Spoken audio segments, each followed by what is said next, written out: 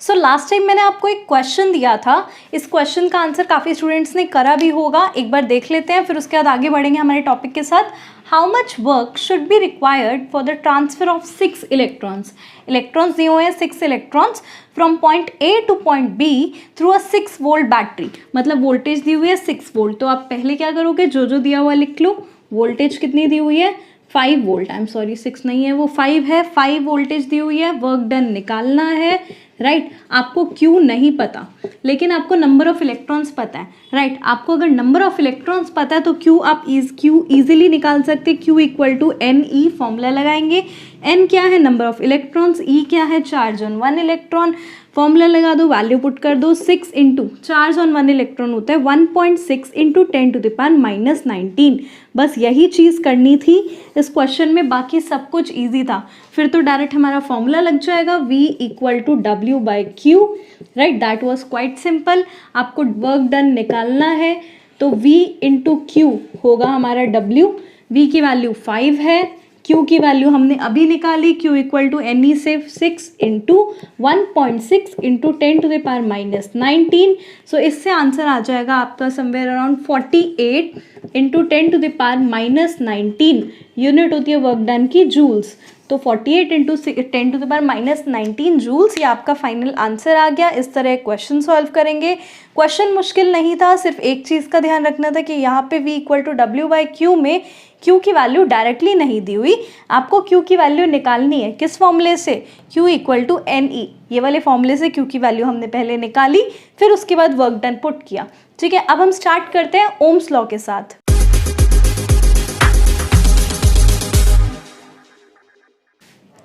सो Ohm's law समझने के लिए मैंने एक नॉर्मल सा सेटअप तैयार कर दिया, consisting of a battery, a switch, an ammeter and a bulb. अब क्या है, एमीटर का काम क्या होता है, करंट मेजर करना, आपको पता है ये वाली बात। ठीक है, तो मैंने क्या किया, हर बार यहाँ पे बैटरी चेंज करी। फर्स्ट टाइम लेट सपोज मैंने एक 1 वोल्ट की बैटरी लगाई। जब मैंने यहाँ 1 वोल्ट की बैटरी लगाई तो मैंने इसके करस्पॉन्डिंग यहाँ एमीटर पे रीडिंग देख ली।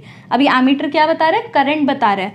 तो अगर हमारी वोल्टेज 1 वोल्ट थी, लेट सपोज एमीटर की रीडिंग आई 0.1 एम्पियर।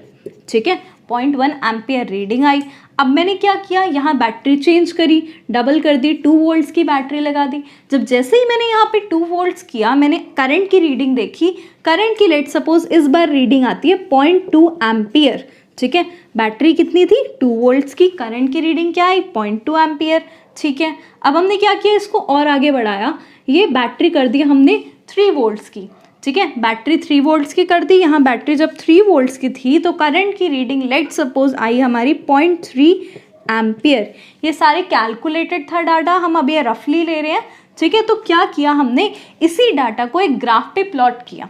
ठीक है, VI ग्राफ था, वोल्टेज और करंट का ग्राफ। यहाँ वोल्टेज की रीडिंग्स लिखी 1, 2, 3 और यहाँ पे करंट की रीडिंग लिखी 0.1, 0.2, 0.3, इस तरीके से।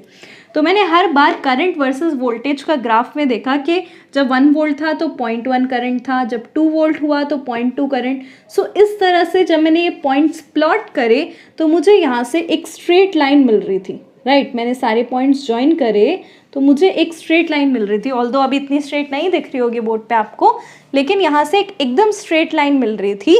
इससे एक चीज़ प्रूव हुई that voltage is directly proportional to current. जैसे जैसे मैं वोल्टेज चेंज कर रही हूँ, यहाँ पे करंट भी साइमल्टेनियसली चेंज हो रहा है, राइट। तो इससे एक कंक्लूजन आया that voltage is directly proportional to current, और इसी कंक्लूजन का नाम था ओम्स लॉ। समझते हैं, एक तो ये स्टेटमेंट थी that voltage is directly proportional to current. तो इससे क्या किया ओम ने, आपको पता है प्रोपोर्शनैलिटी का साइन जब आप हटाते हैं तो एक कांस्टेंट लगाते हैं। तो V by I equal to some constant, उस कांस्टेंट का नाम था R। R का मतलब है रेजिस्टेंस। रेजिस्टेंस क्या होता है वो हम थोड़ा सा आगे समझेंगे, बट ये था हमारा Ohm's law, V by I equal to R, या फिर इसको इस तरह भी लिख सकते हैं, R equal to V equal to I R, इस तरह भी लिखा हो सकता है, V equal to I R. ठीक है। रेजिस्टेंस क्या होता है? Resistance basically it is the property of any conductor to resist the electrons flowing through it.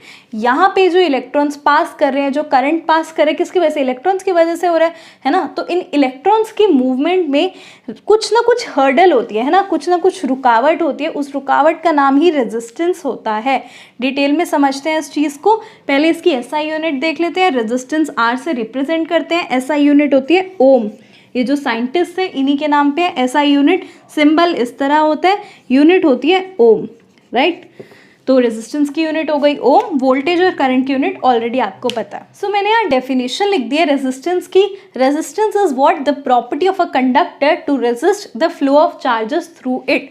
मतलब कि करंट के मूवमेंट को रोकना, रेजिस्ट करना, यही प्रॉपर्टी कहलाती है रेजिस्टेंस। अब आपने दो चीज़ें जूनियर क्लासेस में पढ़ी है, दो वर्ड्स पढ़े हैं, एक होते हैं कंडक्टर्स और एक होते हैं इंसुलेटर्स।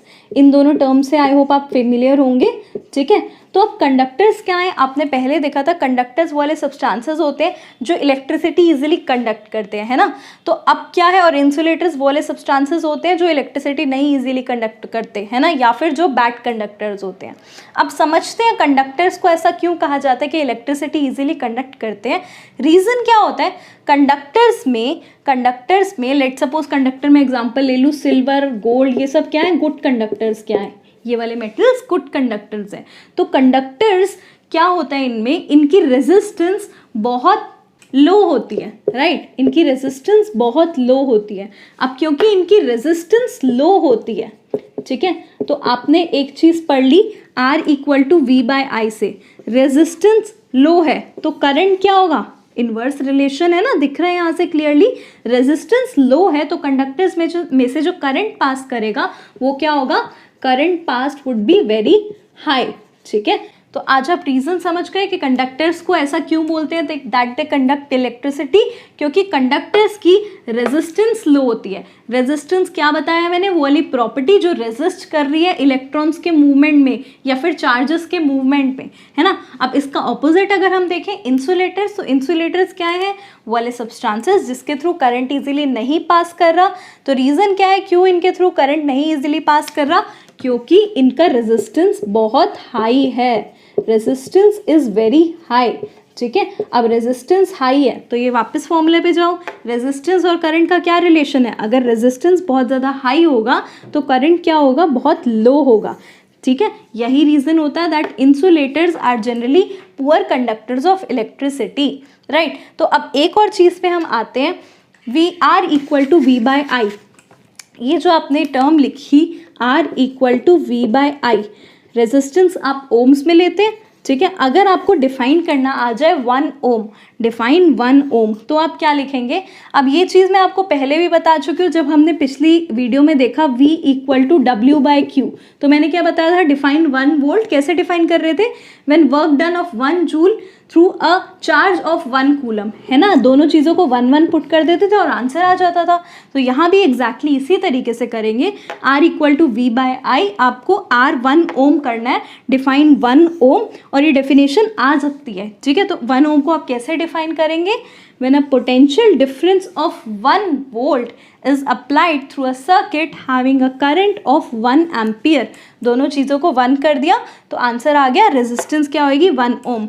मैं इसको लिख कर दिखाती हूँ। सो मैंने यहाँ रेजिस्टेंस डिफाइन कर दी 1 ओम। क्या कह सकते हैं? 1 ohm is the resistance when 1 volt of potential difference is applied. यहाँ पोटेंशियल डिफरेंस कितना पुट कर दिया? 1 वोल्ट, ठीक है। When 1 volt of potential difference is applied across a circuit having a current of 1 ampere. Current कितना put कर दिया? 1 ampere. ये वोल्टेज कितने ले ली? 1 वोल्ट। तो हमारा रेजिस्टेंस कितनी आई? 1 ओम। इस तरह किसी भी यूनिट को डिफाइन कर सकते हैं आप। मैंने पहले भी बताया हुआ है V = W/Q। 1 वोल्ट को डिफाइन करना है तो भी ऐसे करेंगे, इन दोनों को 1 पुट करके।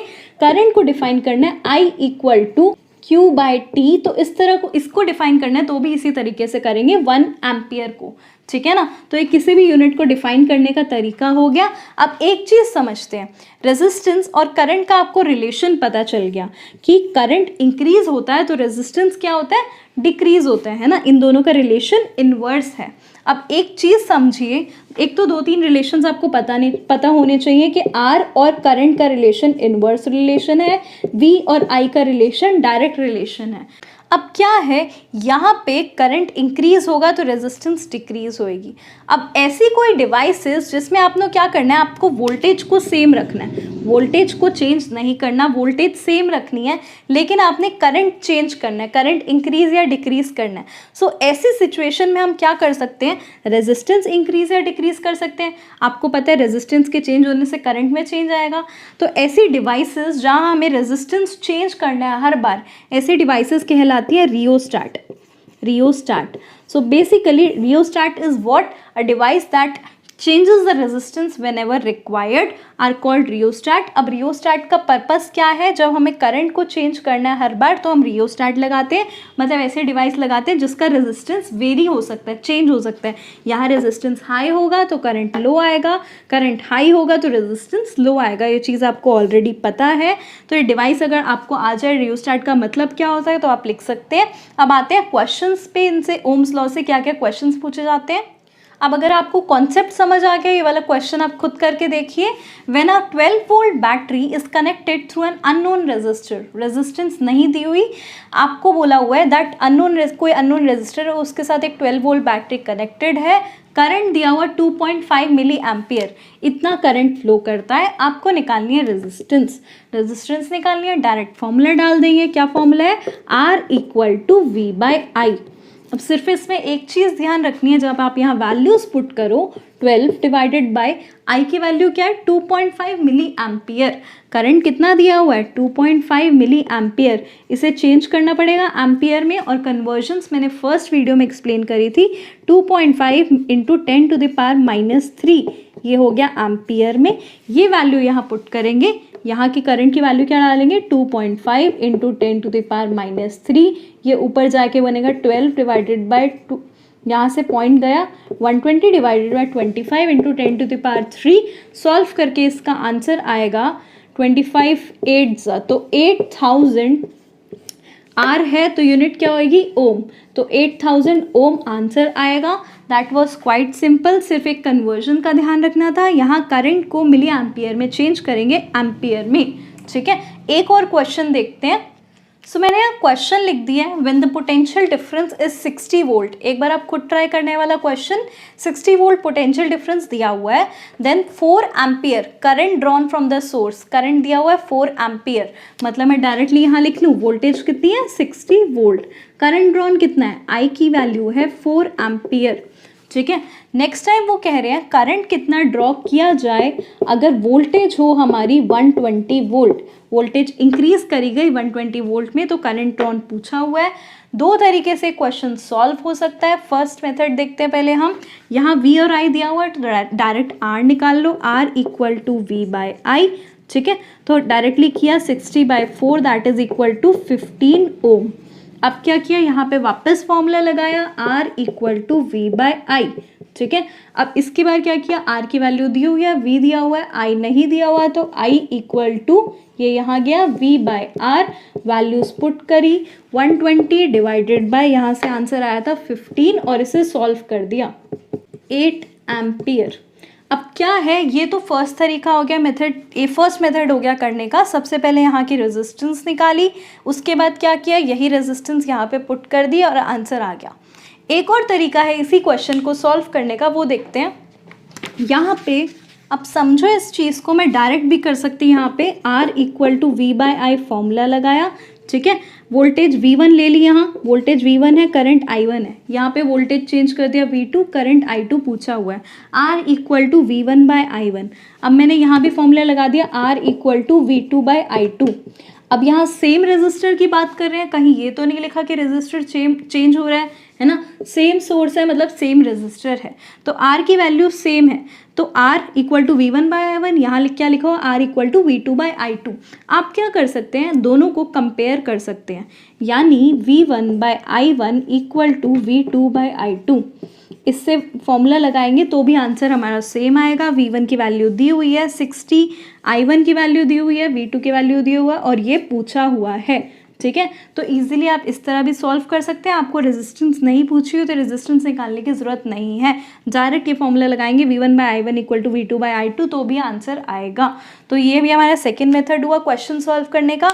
इसी के साथ ओम्स लॉ हमारा खत्म हो जाता है। नेक्स्ट वीडियो में हम ये कवर करेंगे कि what are the factors on which the resistance of a circuit depends। so resistance किन किन factors पे depend करती है और उससे related questions देखेंगे।